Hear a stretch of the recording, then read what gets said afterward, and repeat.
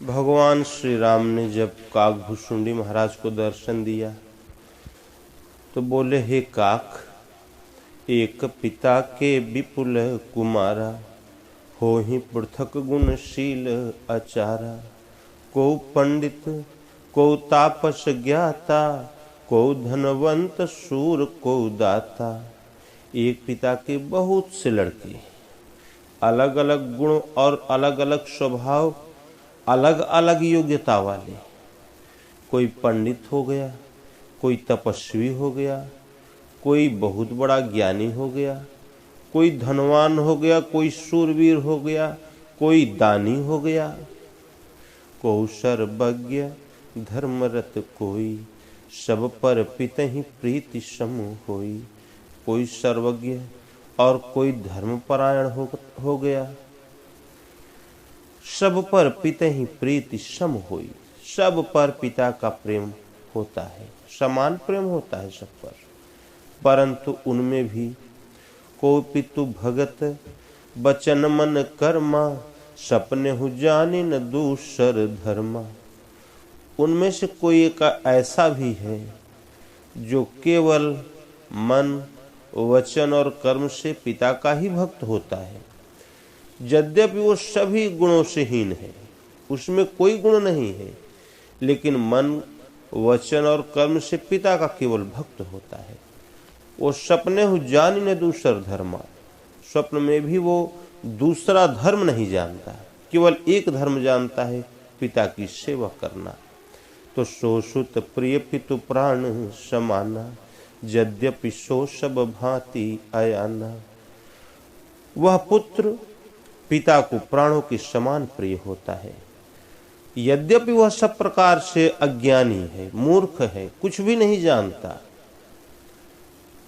उसी प्रकार एहि विधि जीव चराचर जेते, त्रिजग देव नर असुर समेते।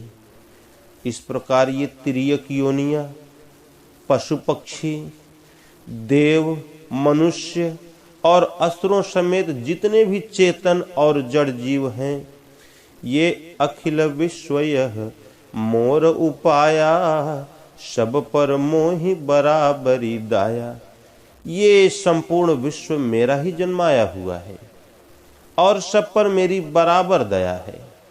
परंतु इनमें से तिन्ह मह जो परिहरि मद माया, भजय मोहि मन बच अरुकाया।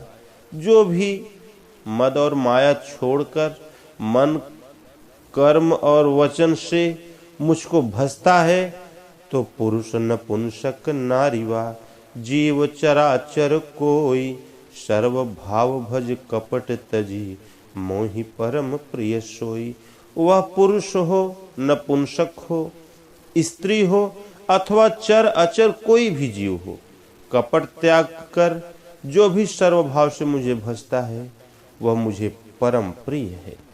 तो सत्य कहूँ खग तो ही, सुचि सेवक मम प्राण प्रिय, अस विचारु भज मोहि, परिहरि आस भरोस सब। हे पक्षी, मैं तुमसे सत्य कहता हूँ, अनन्य एवं निष्काम भाव द्वारा पवित्र सेवक मुझे प्राणों के समान प्रिय होता है। ऐसा विचार कर सभी आशा और भरोसा को त्याग कर केवल मेरा भजन करो। तो इसलिए पूजा एक परमात्मा का, भजन एक भगवान का।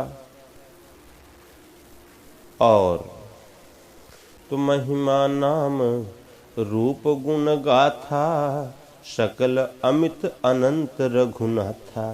प्रभु श्री राम की महिमा, नाम, रूप और गुणों की कथा ये अपार है, अनंत है।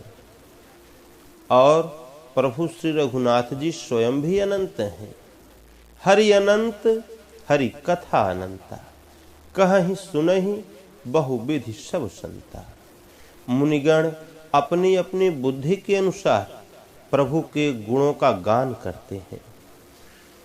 निज निज मति मुनि हरि गुण गावहीं, निगम शेष शिव पार न पावहीं।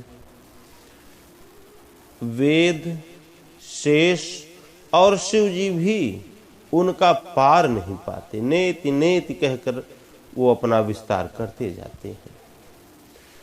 और उन प्रभु का सामर्थ्य राम काम सतकोटि सुभगतन, दुर्गा कोटि अमित अरिमर्दन। प्रभु श्री राम जी का अरबों कामदेवों के समान सुंदर शरीर है। वे अनंत कोटि दुर्गा के समान शत्रुनाशक हैं।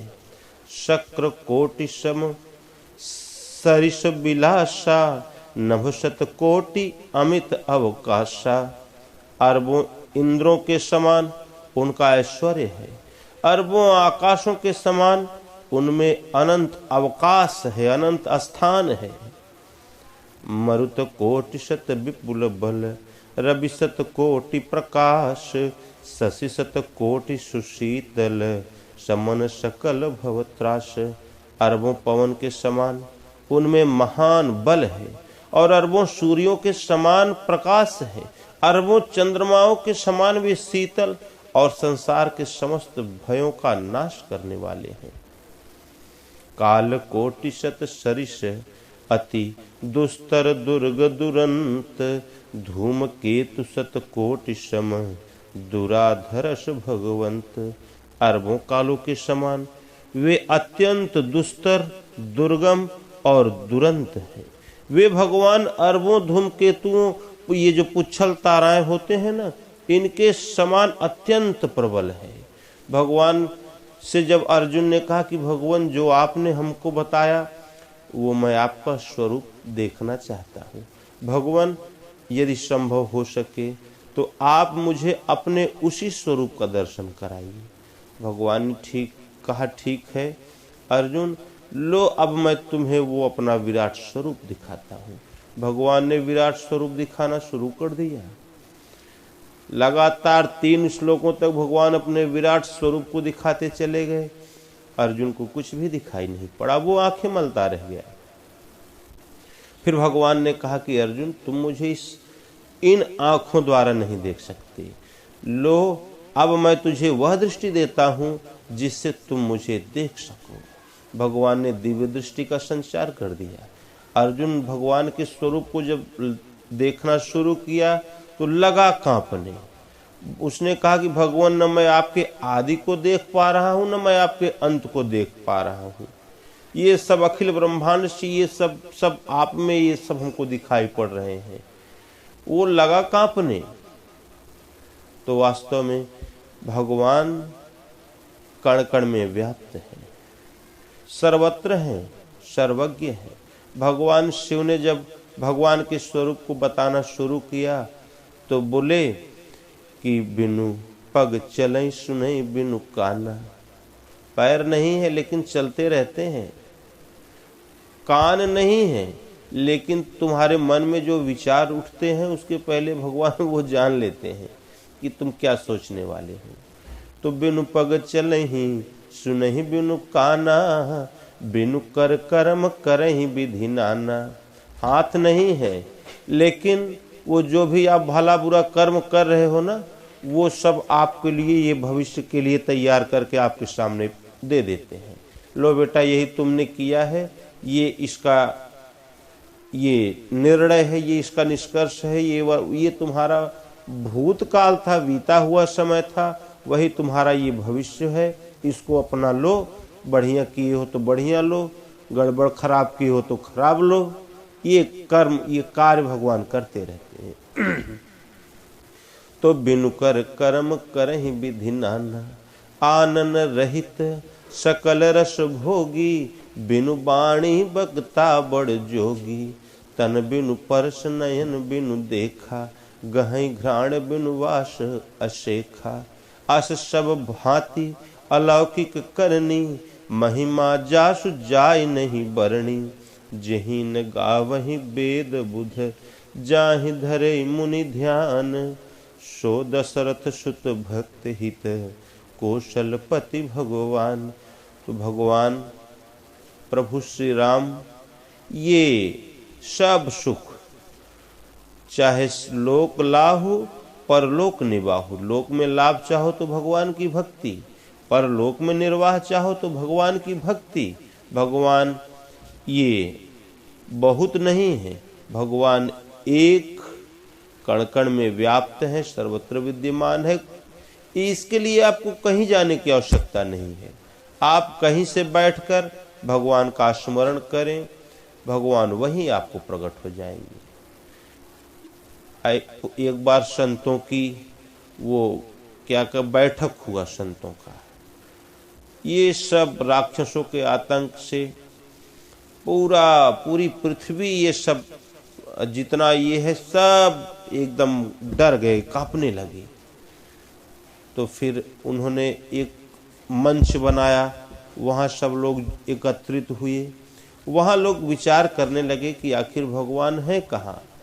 तो किसी ने कहा कि वो वैकुंठ में निवास करते हैं, किसी ने कहा नहीं नहीं क्षीर सागर में है।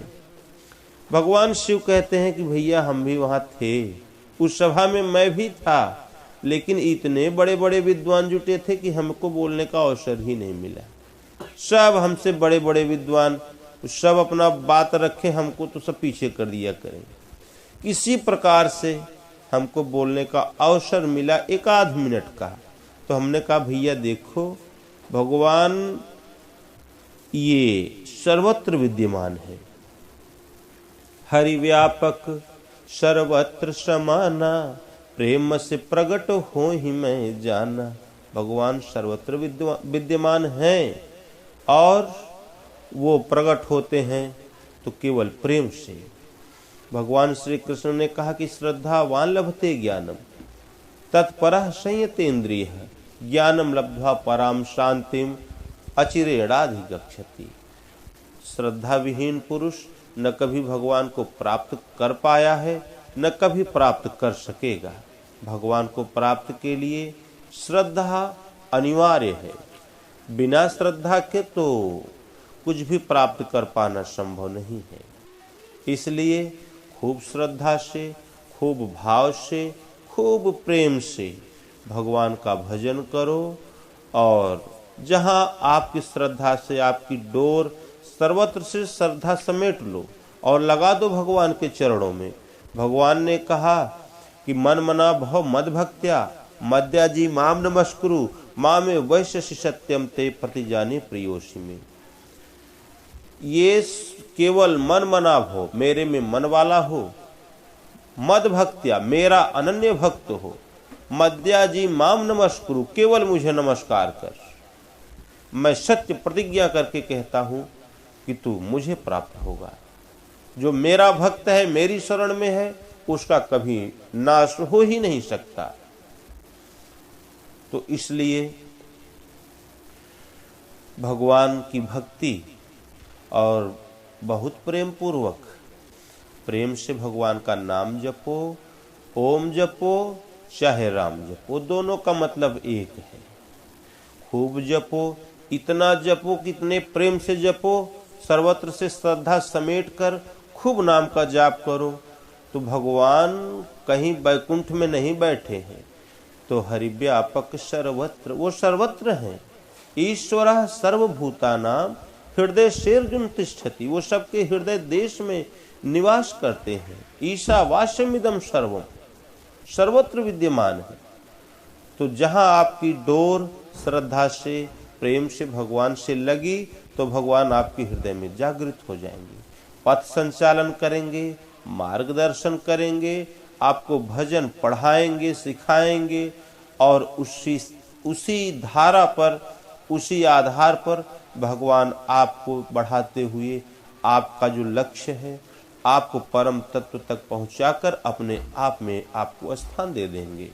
इसलिए भजन एक भगवान का पूर्ण श्रद्धा से। तो भगवान श्री राम ने जब काकभूषुंडी महाराज को दर्शन दिया, तो भगवान ने कहा कि हे काक, तू मुझे अत्यंत प्रसन्न जानकर कोई वर मांग लो, तुम अणिमादिक सिद्धियां मांग लो, रिद्धियां सिद्धियां सब मांग लो, जो चाहो तुम मांग लो, संपूर्ण सुखों की खान मोक्ष ही मांग लो, जो चाहो तुम मांग लो, ज्ञान मांग लो, विवेक मांग लो, वैराग्य मांग लो, तत्व ज्ञान मांग लो, और जो गुण जो जगत में मुनियों के लिए भी दुर्लभ है, ये सब आज मैं तुझे दूंगा। जो चाहो, जो तुम्हारे मन में आवे वो मांग लो। आज देव सब संशय नहीं, मांगू जो तो ही भाव मन माही। जो तुम्हारे मन में आवे वो मांग लो। अब काकभूषुंडी महाराज मन में विचार करने लगे कि प्रभु ने सब कुछ तो देने की बात कही, किंतु अपनी भक्ति देने की तो बात ही नहीं कहा। और जहाँ भगवान की भक्ति नहीं तो भक्तिहीन गुण सब सुख ऐसे, लवण बिना बहु व्यंजन जैसे। भक्ति से रहित सभी सुख वो ऐसे ही हैं जैसे बहुत से भोज्य पदार्थ बना लो और उसमें नमक न डालो, सब एकदम फीका सा स्वाद। भजन से रहित आखिर सुख किस काम का। तो काकभूषुंडी महाराज ने कहा कि प्रभु, ज्यों प्रभु होई प्रसन्न बर देहु, मों पर करहु कृपा अरुनेहु। तो मन भावत बर मांगऊ स्वामी, तुम उदार उर अंतर जामी। भगवान, यदि आप प्रसन्न ही है, मुझे वर ही देना चाहते हैं, तो भगवान आप मुझे वो अपनी अविरल भक्ति प्रदान कीजिए। अविरल भक्ति विशुद्ध तव, श्रुति पुराण जो गाव। जही खोजत जोगीश मुनि, प्रभु प्रसाद को पाव। भगवान, आपकी जिस अविरल और विशुद्ध भक्ति को, अनन्य निष्काम भक्ति को वेद और पुराण गाते हैं, जिसे योगेश्वर मुनिजन खोजते फिरते हैं, प्रभु आपकी कृपा से कोई विरला ही जिसे पाता है, वह अनन्य भक्ति आप मुझे दीजिए। तो भगत कल्पतरु प्रणत हित, कृपा सिंधु सुख धाम। सोई निज भगति मोहि प्रभु, देहु दया करी राम। प्रभु मुझे वही अपनी अनन्य भक्ति दीजिए। तो भगवान ने उनको अनन्य भक्ति प्रदान किया। भगवान ने भक्ति प्रदान करने के बाद काकभूषुंडी महाराज को बोले कि अब सुनु परम विमल मम बानी, सत्य सुगम निगमादि बखानी। मम माया संभव संसारा, जीव चराचर विविधि प्रकारा। ये सारा संसार ये मेरी माया से उत्पन्न है। सब मम प्रिय सब मम उपजाए, सबते अधिक मनुज मोहि भाए। अनेकों प्रकार के ये चराचर जीव जो हैं वे सभी मुझे प्रिय हैं, क्योंकि सभी मेरे उत्पन्न किए हुए हैं। किंतु इनमें भी सबसे प्रिय यदि कोई मुझे है तो वो है केवल मनुष्य। तिन्हते पुनि मोहि प्रिय निज दासा, जहि गति मोरी न दूसरी आशा। किंतु उन मनुष्यों में भी मुझे वह अत्यंत प्रिय है जो मेरा अनन्य भक्त है, जिसे मेरे सिवाय अन्य दूसरे किसी की आशा नहीं है, वह मुझे परम प्रिय होता है। और यदि मेरी भक्ति नहीं करता तो भक्तिहीन बिरंची किन होई, सब जीवहु सम प्रिय मुहि सोई। भक्ति अगर नहीं करता तो ब्रह्मा ही क्यों न हो। मेरा भजन अगर नहीं कर रहा है तो कोई हो, ब्रह्मा हो चाहे जो हो, वह मुझे उतना ही प्रिय है जितना सभी जीव। ये सब जो जीव जंतु टहल रहे हैं, बस जितना उनसे हमसे वो हमें प्रिय है, बस उतना वह भी है, चाहे ब्रह्मा ही क्यों न हो, यदि मेरी भक्ति नहीं करता। और यदि मेरी भक्ति करता है तो भक्तिवंत अति नीचौ प्राणी, मोहि प्राण प्रिय अश्मम बानी। जो भक्ति करता है वो कितना भी अत्यंत नीच भी प्राणी हो, समाज ने उसे चाहे जो स्थान दे दिया हो, समाज में कितना भी निकृष्ट स्थान पर उसको रख दिया हो, वो मुझे प्राणों के समान प्रिय होता है। तो सुचि सुशील सेवक सुमति, प्रिय कहु काहि न लाग। श्रुति पुराण कह नीति असी, सावधान सुनु काग। पवित्र सुशील और सुंदर बुद्धि वाला सेवक भला किसको प्यारा नहीं लगता यार। वेद और पुराण भी यही कहते हैं। इसलिए जो वे वेद वाचन हो रहा है, जो पुराण वाचन हो रहा है, ये कुछ भी नहीं बताते। ये मात्र इतना बताते हैं कि भजन एक भगवान का करना चाहिए, पूजा एक परमात्मा की करनी चाहिए, और कर्मकांड की जो ये ऋचाएं हैं, जिन ऋचाओं से, जिन मंत्रों द्वारा ये कर्मकांड संपादित किए जाते हैं, उनमें केवल भगवान के स्वरूप को ही दर्शाया गया है। सहस्त्र शीर्षः पुरुषः, सहस्त्राक्षः सहस्त्रपाद, ये भगवान के अनंत नाम है। आदि अंत को जा सुन पावा, ये उसका आदि, ये तो सब वही बात कह रहे हैं। गीता में भगवान श्री कृष्ण कह रहे हैं कि ये विराट स्वरूप को जब दिखाया तो अर्जुन कहा, न मैं आपके आदि को देख पा रहा हूं, न मैं आपके अंत को देख पा रहा हूं। आगे बताया कि हिरण्यगर्भः समवर्तताग्रे, भूतस्य जातः पतिरेक आसीत, ये सोने के जैसा चमकता हुआ परमात्मा यही सब संपूर्ण इस ब्रह्मांड को धारण किए हुए है। तो अखिल विश्व यह मोर उपाया, सब पर मोरी बराबरी दाया, वही तो भगवान राम कह रहे हैं, वही गीता में भगवान कृष्ण कहते हैं, वही वेद बोल रहे हैं, वही पुराणों में आता है। उन्होंने पुराण में बताया कि शक्ति चाहिए तो दुर्गा जी की पूजा करें, धन चाहिए तो लक्ष्मी और कुबेर की पूजा करें, और विद्या बुद्धि के लिए गणेश और सरस्वती की पूजा करें।